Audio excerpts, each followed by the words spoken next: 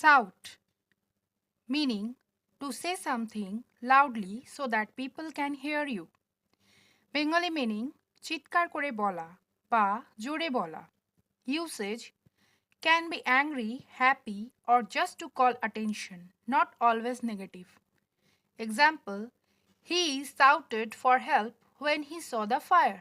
সে আগুন দেখেই সাহায্যের জন্য চিৎকার করলো.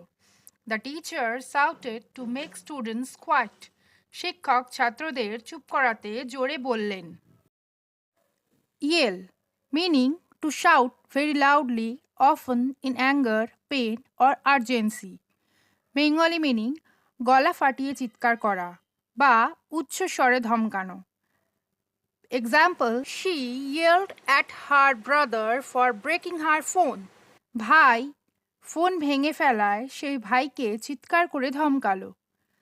The coach yelled instruction to the players.